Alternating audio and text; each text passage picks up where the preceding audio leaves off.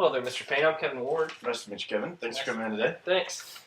So, Kevin, let's start this off. How about you tell me a little bit about yourself?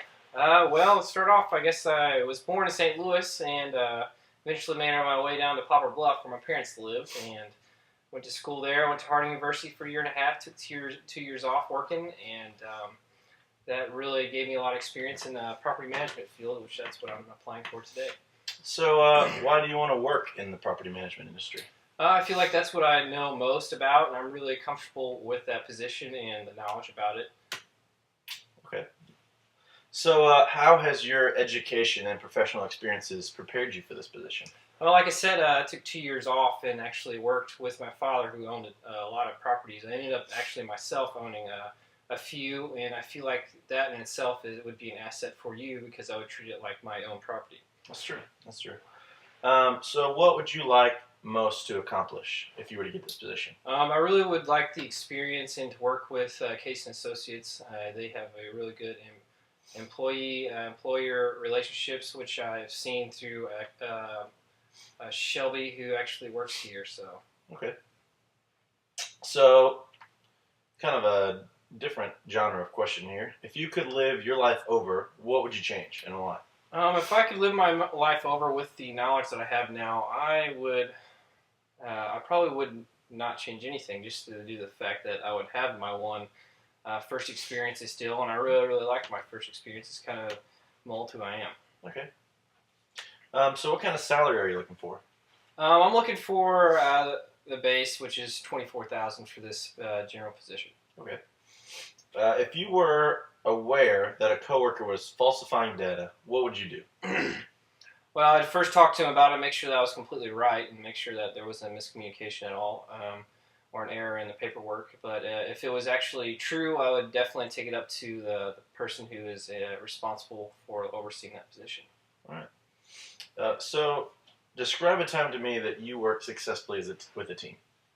I worked with a nonprofit organization called Breadshed, and we pass out food every second Saturday of the month, and we actually do some services there too, religious services. And my job really started whenever they're having issues in the line and how much food to give out, and I actually took charge in that and started changing the amount that was given out. Good. That's awesome. One last kind of question we have to ask everybody. Do you use illegal drugs? I got ADHD like crazy, and I'm prescribed stage 2 narcotics for that. So Good. Those aren't illegal, but pretty heavy stuff. Prescribed, yeah. All right. Well, thanks for coming in. Hey, no problem. We'll be in contact. Thanks. All right. Hello, Mr. Ward. I'm Jared. Oh, Here's my hello. cover letter and resume for you. Resume. Yeah, no problem. Glad to meet you, Mr. Payne. I see that you're applying for the coaching position here. Yes. We got a couple questions for you. Let's see if you're compatible for this position. But do you prefer to work with others? Do you prefer to work by yourself, and why? Well, in my past, I've had experience with both, and I think I'm pretty well suited for both. But I prefer to work with a team, preferably. Okay. What do you really know about our company? Well, actually, I've been a huge fan of the Kentucky basketball organization for a long time. So I pretty much know all there is to know about the organization. I'd really like to get to know more about the behind the scenes, though. Oh, okay. Do you know how many championships we won? Yes, actually, we won 8. That is actually correct. Good job.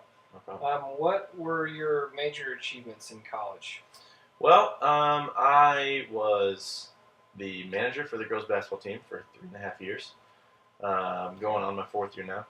Okay. And I was an assistant director for our freshman experience week at the beginning of each year. Okay. And I also was twice voted class representative for homecoming. Nice. What would you like to accomplish if you actually got this position? Well, I'd say my accomplishments would be to make a difference in my players' lives.